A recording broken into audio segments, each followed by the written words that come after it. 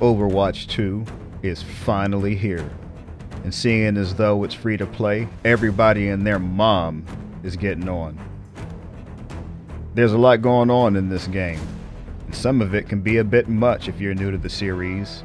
All the mech suits, the intangible reapers, hamsters rolling around in giant death spheres. I ain't lying, it gets crazy in these Overwatch streets. Doom had a tutor and still had no idea what in the hell was going on most of the time. But don't trip, we got you covered. Imperious Doom here. Welcome to the Doomville Arcade. What I have for you today is 3 beginner's tips for those that are new to Overwatch.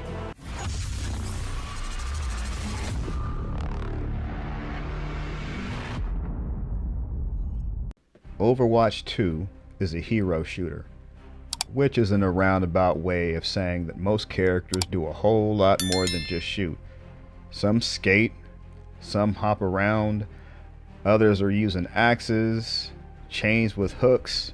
One dude has a mech arm that he uses to crush his opponents with. Doom Fist. Now there's nothing wrong with picking a character because they look cool, but you need to get familiar with their weapons and abilities to play your part in your team's success. So, tip number 1, know your role. There are 3 roles in Overwatch 2: tanks, damage, and support. The tanks have more health than the rest of the cast, and are built to mix it up.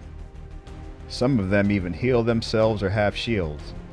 All in all, these are the heroes with loadouts to get up close and personal. The damage archetype, well, they do just that. They bring the pain. Firearms, bows, swords, explosives. The list of their tools of the trades run deep. Some do it from a distance, while others excel at being right up on the enemy. And last but not least, we have the support. This is where the healers hang out. Not only can they heal the team, they can also revive. From the main menu, there is a hero tab that'll give you the lowdown on all the characters and their abilities. Get familiar and learn how to utilize everything in your hero's arsenal. But it ain't just about learning the moves. Knowing your role means doing your job. If you're a healer, it's important for you to stay alive in order to heal the team. How you gonna heal them if you're dead? Sure, some healers pack a serious punch, but you should be backing up the tanks and damage dealers with your attack. None of that Lone Ranger BS that a lot of people do. They run off by themselves and try taking on the other team solo and end up getting washed, then nobody gets healed. So be sure you're with the group providing support. Generally behind your team or in the middle. If you're a tank, you're on the front line and built to be there with your shields, self-healing, as well as your close and mid-range attacks. This role is for those that don't mind getting their hands dirty and snatching fools up. No hiding if you're a tank. Position yourself in the front or the middle of the group. Let the healers do their thing and you bang it out with the enemy. Go home if you're scared, cause tanks ain't about no scary business. Taking out the opposition is the damage dealer's specialty. As Doom said earlier, some do it up close. Others hang back and apply sniper tactics. Either way, you're built to hit them hard. Your responsibility is to ruin the enemy's day, making them rage quit. Have them sending your whole team hate messages. That's right, crushing the enemy's spirit and getting Ks is your main objective. The team is relying on you to back up the tanks and healers and keep the enemy from achieving their objective. Know your damage dealer well. Genji is a headache to deal with up close with all the swordplay, but he ain't much of a threat from a distance. Sojourn ain't bad up close, but a railgun excels at mid to long range and barely has any recoil. Know your role. Know your hero. Be a team player. Now, this one goes without saying, but Doom's gonna say it anyway.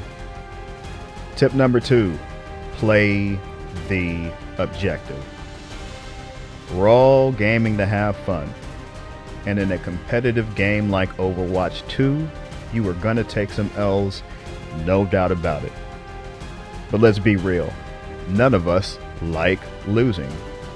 Whether you're escorting a payload or capturing an objective, playing the objective is where most of the action is at anyway. If you're trying to spawn trap the enemy or running around solo, you will die a lot in this game. Alright, the roles are codependent, and when you're playing the objective, you'll see plenty of action.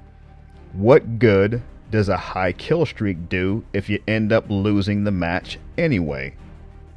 You can get a good idea of where the other team is at, or where they're coming from if you're playing the objective, and there will be plenty of times for getting kills on the way to getting that dub. Now this last tip is something that applies to all first-person shooters. The main thing that new players have a problem with, even Doom back in the day. Tip number 3, be patient. It makes no sense to get killed, respawn, then sprint back to the action just to get killed again. Take your time and avoid dying by doing things like running right up the middle of the street or cutting through the middle of the map where you have no cover.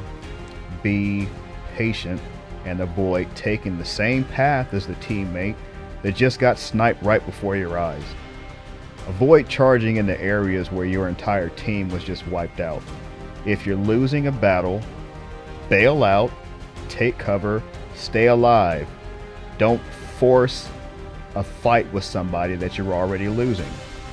There is nothing more frustrating than having a long death streak with no kills. So be cool. Wait for someone else to do something stupid, and then capitalize on their mistakes. Follow these 3 tips, and you'll be on your way to leaving the low-tier beginner stages behind. Thanks for watching. You could have been anywhere in the world, and you're here with me. You know I appreciate that.